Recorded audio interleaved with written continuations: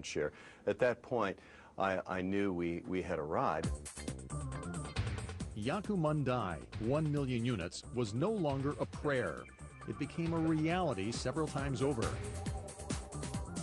By 1992, Sega had captured 55% of the console market. Sonic had beaten Mario, and while the Plumber and the Hedgehog would challenge each other to rematch after rematch, lurking in the wings was a giant who would ultimately trample them both. Coming up, a new player in the video game called PlayStation. Sony was saying, look, this is going to replace the PC. It's going to replace the DVD player. But another technology giant had other ideas. That's next, as Game On continues. Now, Game On continues. In the 1990s, more and more people were discovering that personal computers were also fun game machines.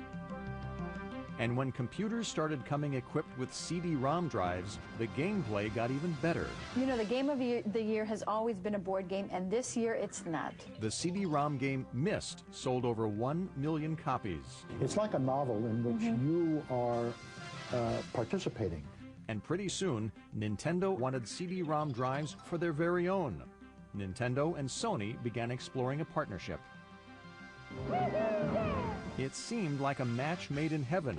Nintendo, the savior of the video game, and Sony, pioneer of the compact disc, joining forces. The plan was for Sony to provide an add-on CD-ROM drive to the NES console. But then came the prenuptial agreement. Sony wanted the rights to all the software that was made for it. It was on their format, and they wanted control of that. Nintendo became very suspicious. They saw themselves as kind of handing over the keys to the kingdom to Sony. So Nintendo secretly began talks with Philips, the European electronics company that had co-created the CD. Sony didn't have a clue. Sony held a press conference and they said, yes, we're partners with Nintendo, we're building this PlayStation. The next day, Nintendo came out with Philips and said, no, we're partners with Philips. Hell hath no fury like an electronics giant scorned. Sony decided to make the PlayStation console on its own and went on the offensive, stealing away software makers who had been developing games for Nintendo. For game publishers, it was good business. A Sony CD-ROM was cheaper and faster to program and produce than a Nintendo game cartridge. It took a lot of time to actually manufacture the cartridges. So if you had a hit game, you will obviously want to sell more. The only problem is you can't get those cartridges into the stores for another 3 months because you had a very long lead time. Games also looked better on PlayStation than they did on either Nintendo or Sega. The PlayStation really was a technological leap forward in terms of what you could do with graphics in a game. And inevitably, when we would make video games and go in and focus test them with kids, the one thing that the kids would really talk about were graphics. It's just like if you were in the game, it just sucks you right in, you know? I just really like how it's real 3D, real interactive, and the graphics are amazing. Not like most other games I played at all. Sega, Genesis, and Super Nintendo. The next thing you know, they owned the market. They had a good system, they priced it aggressively, they were the ones who remembered that you were supposed to be giving away razors to sell the blades. The blades in this case being the games themselves. That's where console makers make their real money.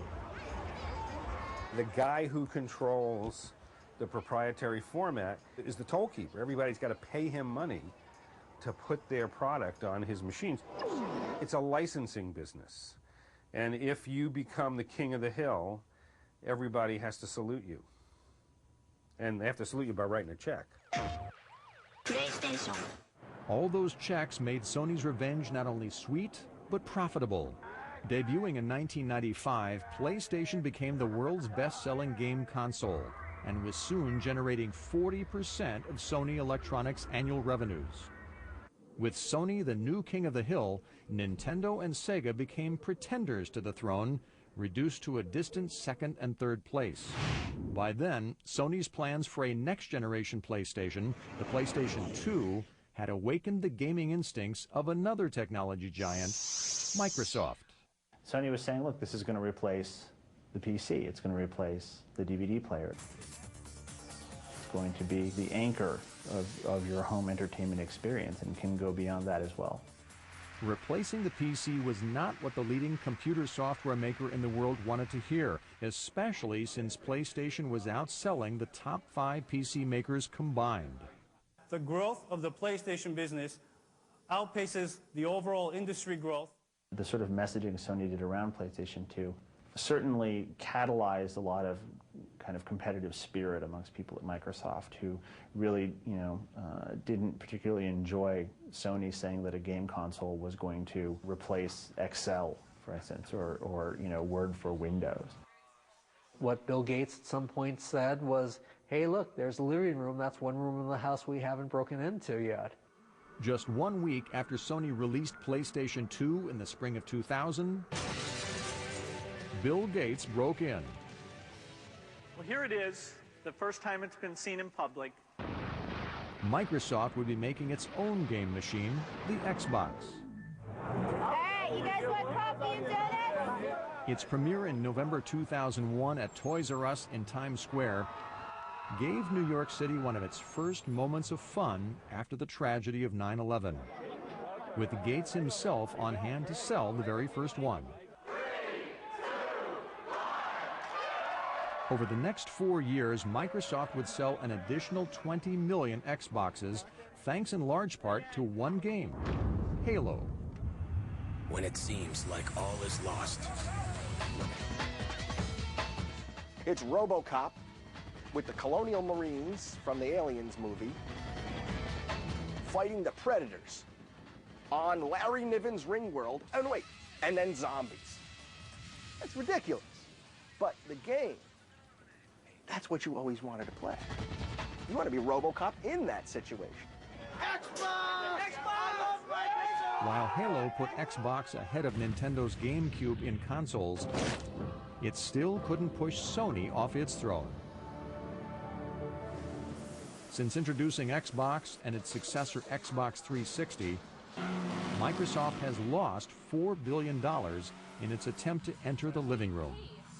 It doesn't matter to Microsoft that the Xbox division lost money every single quarter, 4 quarters a year for 4 years. Didn't matter. They were pleased because the way they saw it, they walked into a market where no one took them seriously. And the next thing you know, they were a player. That was in the console market. In the handheld market, the king of the hill remained Nintendo with its introduction of the DS system in 2004. The simplicity is in the interface. It's a pen. Everybody knows how to use a pen. My 3.5-year-old boy knows how to use a pen. User-friendly also became Nintendo's strategy for regaining a larger piece of the console market in 2006 with its Wii system. Nintendo said, okay, we're going up against Sony and Microsoft here. Let's not try and do what they do well. Let's try and do what we do well,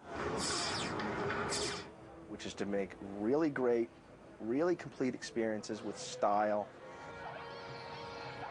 and that people want to play. And so the game behind the games continues. After much delay, Sony announced it was finally ready to release PlayStation 3. The most interesting thing about the video game business is that each 4 or 5 years there's a new hardware system, so there's a complete reshuffling of the deck. Market shares don't change by a couple of percentage points, they change by 20 or 30 or 40% every 5 years.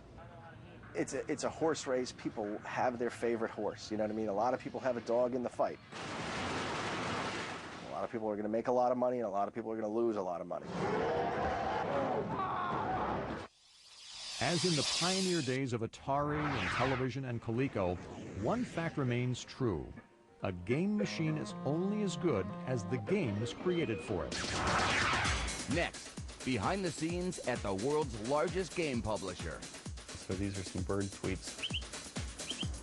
Ball going in the cup. How'd they do that? We'll show you next as Game On continues.